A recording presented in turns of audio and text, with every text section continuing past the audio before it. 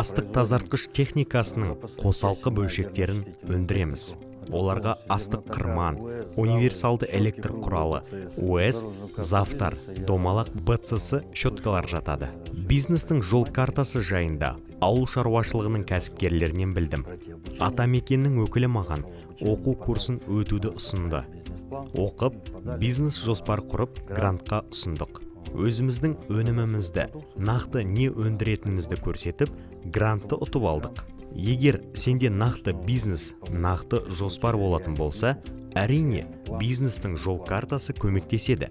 Грантпен миллион теңге барлығы еліміз Қазақстанның көркеюі үшін, өндірушілердің саны артуы үшін жасалады.